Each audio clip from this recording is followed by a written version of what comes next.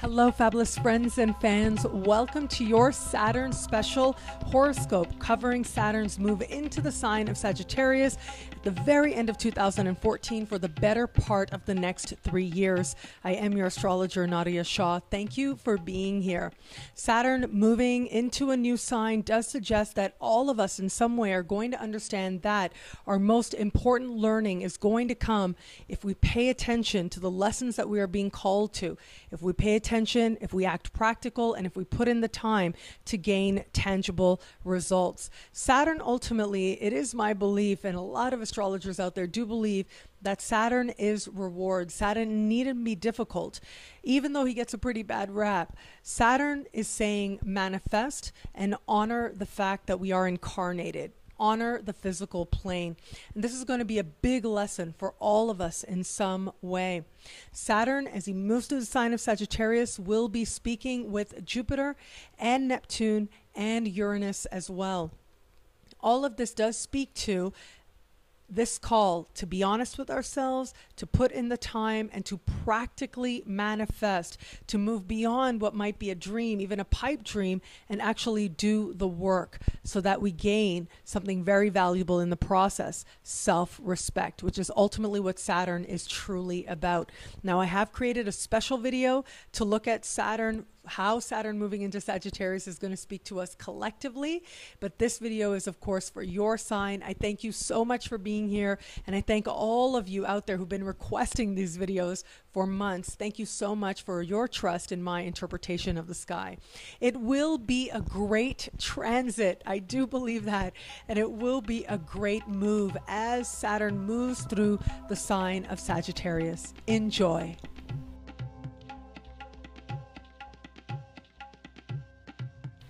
Hello, fabulous Cancer. Thank you for being here. With Saturn's move into a new sign, this really comes down for you to honoring the day. That's what it comes down to. How are you going to use this day right now to help you to move towards a more stable and strong future? Now, one of the most immediate ways that this tends to play out has to do with health, of course, with your health. And so this is about you putting into place those little things that you know that you should be doing on a daily basis to move yourself in a direction of greater vitality and of greater strength for a very long time to come. So this is very much about habits and daily routines on a health level. I do think as I look at this, that this is about you. It's not necessarily about you making this big turnaround, this big change. For very few of you, that would be the case. And, for a very small number of you, there might be a bit of a health scare. But that really is just about you embracing these new practices, embracing an understanding that the way in which you're living is not helping you feel your very best. And so this is more about you taking on those little different routines, adding more vegetables in, doing those little things that you know you need to do to feel a better state of health, taking on a new workout routine a little bit at a time, and taking a realistic pace with it. Now, keep in mind, and as I said, there's a small number of you that might experience a health scare, a small number of you who might not feel as great as you could physically towards the beginning of this particular cycle. And I would invite you to roll with it, okay? That's ultimately what it comes down to, because by the time we get you a little bit later, by the time we get you to late 2016 and into 2017, it's just these miraculous, near miraculous turnarounds are certainly possible, like suddenly feeling a whole lot better, suddenly stumbling on that right thing that you need to do to feel a lot better, suddenly realizing that, oh, okay, this is the type of diet I should actually be taking. The real answer, the real problem has been this, and the change ends up being something very simple, very basic, very quick as well. And so if something should come up in the early part of this transit, don't worry about it. Just roll with the punches and allow it to be what it needs to be. Allow it to take you on an adventure towards understanding what greater self-care is going to mean for you. I do think that there's an element playing out here as well. I think about this idea of how it's those little things that you do day in and day out that affirm a sense of self-care, that affirm a sense of feeling stronger and better about yourself. And so whether or not, I think about self-care as a form of self-love as well. Those little things you do that affirm a sense of self-love. It's about looking at that as well. Where is it that maybe the way that you're living is contradicting how you would ultimately love to hold yourself in high esteem, where it is that you could be doing things a little bit different. And there's a strong element here of practicality as well. So when I see something like this, I have to say it was recently in a weekly horoscope, I shared a little story about somebody that I know who wants to take on a health business and was really inspired by health, but is a smoker, and so has these very conflicting feelings of guilt, of course, of hypocrisy, of course, as well, but at the same time wants to accept the process, understand the process, and understand it's where she is. And I had some really great feedback, and I remember some friends and fans reached out and said, hey, acupuncture was really great for me. Other friends and fans reached out and said medication really worked very well for me. And so I share this with you because if you are one of those people who's doing something like smoking or doing something on a level that you know is hurting your health, this is about you really getting realistic and getting putting yourself into a form of, whether you want to call it therapy, whether you want to call it getting help, some way of actually addressing the issue, instead of saying to yourself, okay, I'm just going to go cold turkey, when you know that that doesn't work. I mean, it's been said again and again. I don't know. I am sure that for some people it has. I'm sure I'll get a message or two out there from some people who say it has worked for them. That's great.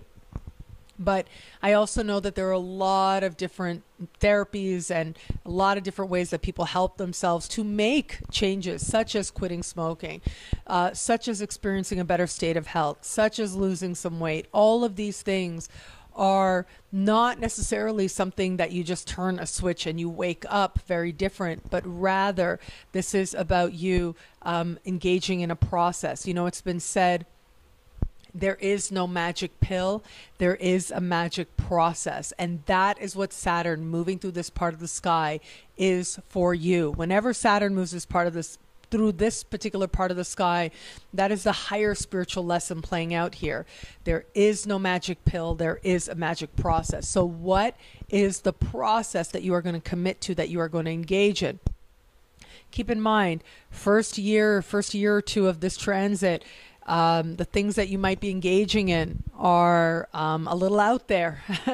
The things that you might be engaging in might actually be, I have to say there's an element here of energy going, of it being a waste. So just be mindful of that. Be mindful of anyone promising you a potion or a quick fix, because it's easy to get caught up in that in the beginning, but a part of you inside is going to know that's not the way. So if you know that that's what's taking place for you, this is about you saying, okay, I'm not going to get caught up in that. And if you do try to undertake one of these like sort of magic potion solutions for whatever it is that you desire to, on a physical level, that you desire to heal, be mindful that it may end up costing you a lot more in terms of time and energy and actual money as well than you originally anticipate. Ultimately, Saturn is about being realistic and walking the road one step at a time, being honest with yourself, and it is by walking the road that you gain self-respect. Because there is an element here, ultimately it's about honoring the day. Health is a big way that this plays out. One other way that this tends to play out is about the work that you're doing and how you're utilizing your work environment. And so it is about you getting, I know some people don't like to hear this word, disciplined. There is an element here of you needing to be more realistic about how you are pacing yourself through your day, the dynamics in which you are in terms of the workplace dynamics that you find yourself in. And there is an element here also that does have to do with you using the day to your highest advantage. So those of you who are in a particular workplace, this is about identifying where the workplace is toxic or where it isn't, which is a possibility. And where it isn't, it's about embracing what's good and committing to the process. This isn't necessarily about achievement or accomplishment. This is about getting good at what you do. This is about putting in your 10,000 hours. So there's this theory. It's illustrated in Malcolm Gladwell's book, The Outliers. And in this book, he talks about, essentially, this is about the secret or the story of success. And so in this book, he talks about how the people who tend to be the most successful are those who are the most good at what they do. And what makes a person good at what they do comes down to how much they do it. And so if you do something for 10,000 hours, you are an expert at it. You can consider yourself an expert at it. So if you're putting in your 10,000 hours, ultimately, that's what Saturn moving through this part of the sky says. Put in those 10,000 hours. If there's something you want to be good at, if you want to experience progress, if you want to experience success, put in the time. Look at what's in front of you to do and do the work. That's what this asks you to do. And it asks you to get good at whatever it is that you desire to do by utilizing your day well.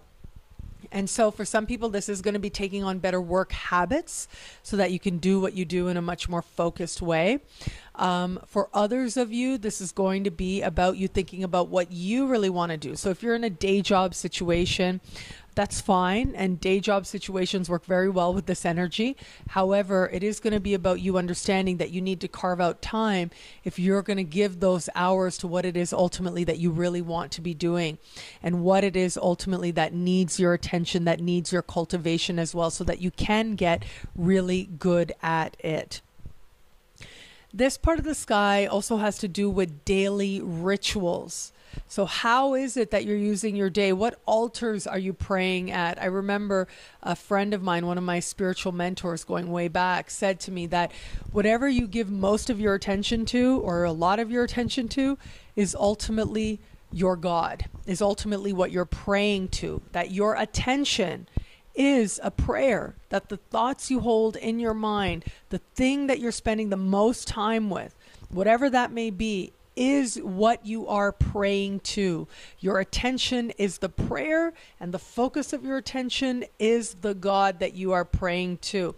So I apologize if that's in like language that feels a little big for some people. Please understand the way that it's intended. Ultimately, what that means is we can have an understanding of a higher power. That's great. But ultimately, your higher power is what it is that is getting most of your attention and most of your energy as well. So is this a higher power that works for you? Are you thinking most of the time, how is it that I can do what I do really effectively? How is it that I can be of greater service in what I do? How can I live a more meaningful life, a more fulfilling life? Are those the thoughts? And actually giving your attention to that, deciding what's meaningful for you, what it is that helps you live a useful life, and bringing your attention to that. Is that what you're doing as a way of honoring the higher creation energy that works through you? Are you doing that or not? Are you paying attention to things that ultimately are taking you away from what you understand as a higher, maybe not a higher purpose necessarily, but at least a meaningful purpose, something worth paying attention to for most of your attention as well? Now, there is an element here also that has to do with habits, but these tend to be habits that we hold consciously as well. And so if you are conscious that you have a habit that you know is taking a lot of your attention, addiction tends to be covered by a different part of the sky, but I do think that when it comes to just looking at the practices, and especially where it comes to programs that have to do with, if you are one of those people who has an addiction, programs that have to do with harm reduction tend to work pretty well under this type of alignment. And particularly though, once we get to the later part of this particular transit, once we get you to late 2016 into 2017, I mean, this is light switch energy going on. Now, it's very likely going to be through some trying to deal with it, some trying to figure out what it is that you need to do, identifying that something isn't working first. But then once Uranus starts speaking with Saturn, this is about you being on to the next thing. This is about, oh, wow, okay, I really have been praying at an altar that is not what I want to be praying at. This is not what my life is supposed to be. This is not how I'm meant to live.